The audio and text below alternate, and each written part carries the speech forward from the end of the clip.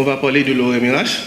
Pour commencer, dans le kit qui vous a été remis, la seule feuille volante à part l'agenda, c'est le décret du moniteur qui est paru le 30 janvier qui dit sous la supervision de l'OMRH, la direction des services et des ressources humaines des ministères et autres organismes publics mettent en place des mécanismes de contrôle. Et c'est la partie qui nous intéresse le plus, c'est de préférence automatisée de la présence des agents publics sur le lieu de travail et sous la supervision de l'Office de management et des ressources humaines. Alors, c'est dans ce cadre que l'OMRH a, la primature a comme instance et comme moyen l'OMRH pour l'aider à coordonner cette réforme de la fonction publique à ce niveau. Maintenant, l'objectif c'est, à travers une gestion axée sur les résultats, d'arriver à atteindre ce contrôle de présence. Le GAR, qu'on appelle en général la gestion axée sur les résultats, ce n'est autre qu'un cadre officiel de gestion pour plusieurs gouvernements qui, d'une manière générale, la gestion axée sur les résultats permet aux gestionnaires publics d'améliorer de manière continue les résultats de leur organisation. Par résultat, on fait référence normalement aux extrants, c'est-à-dire aux outputs spécifiques et mesurables qu'un système de service peut offrir. Par exemple, au niveau de l'État, en général, on offre un service. Donc, la mesure, l'évaluation, les indicateurs de performance, la reddition des comptes, ce sont là des outils de gestion axés sur les résultats. Donc, comment mettre en place ces outils? C'est ce qu'on va voir à travers un contrôle de présence électronique. Bien sûr, toutes choses étant égales par ailleurs, comme disent les économistes, ceteris paribus, il y a toujours des limites au niveau de tout système. Il n'y a aucun système qui soit vraiment parfait. Déjà, au niveau de la télé, des cinémas, on voit par exemple des gens qui récupèrent l'empreinte digitale de certaines personnes à travers une bière, un verre, ou encore qui enlèvent l'épiderme du doigt d'une personne et le colle à un support pour essayer de l'utiliser ultérieurement. Mais bon, l'outil ici, c'est le système de fingerprint qu'on va voir comment ça peut améliorer le contrôle de présence au sein d'une institution. Donc l'outil cible, c'est le fingerprint qui est moderne, fiable et assez performant. Donc,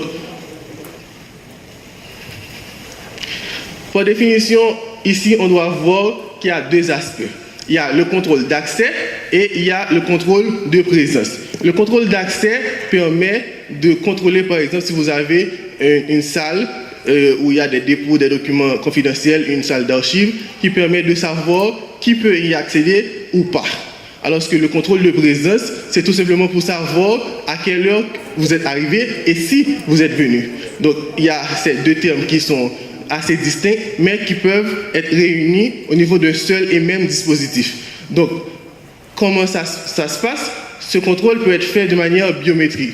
Du point de vue étymologique, on peut voir, dans le mot biométrique, il y a la biologie, c'est-à-dire une partie de votre corps, et il y a la métrie, pour mesurer.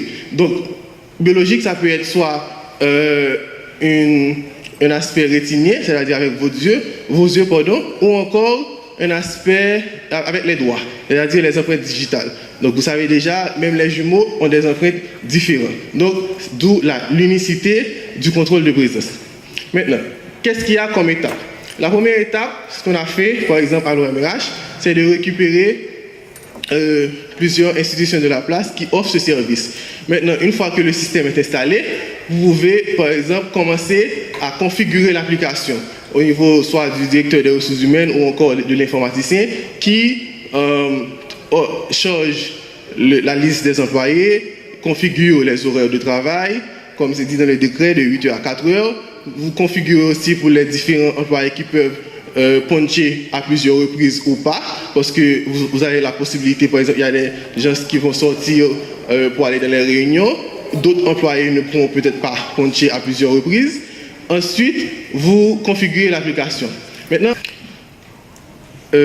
chaque personne, par exemple, peut enregistrer 2 doigts.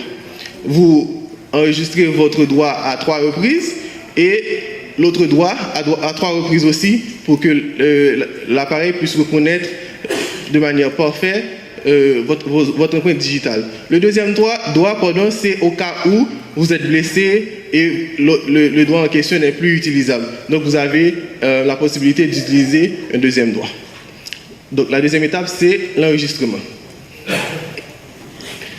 Alors, la troisième étape, ça permet à l'employé d'être identifié et à son heure d'arrivée et à son heure de départ.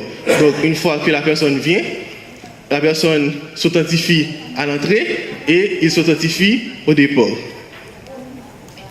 Et la quatrième étape, ça, c'est l'aspect contrôle d'accès qu'on va voir plus tard, dans quel cas appliquer un contrôle d'accès, qui est différent du simple contrôle de présence.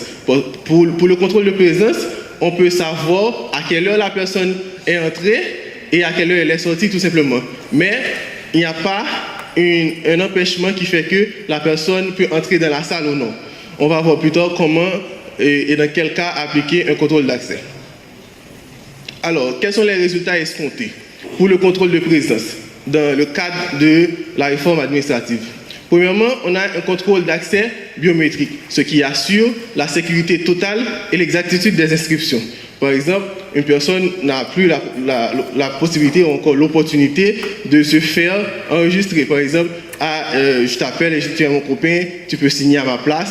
Et donc, ce n'est pas possible parce qu'il faudrait uniquement que la personne coupe son doigt ou vous envoie son doigt pour s'authentifier. Donc, il n'y a pas de moyen, par exemple, de frauder et dire que vous êtes arrivé à 8 heures alors que, par exemple, vous êtes arrivé à 10 heures. Une fois que vous êtes vraiment sur place, vous vous authentifiez, le système dit exactement à quelle heure vous êtes arrivé. Et personne ne peut remplir ça pour vous.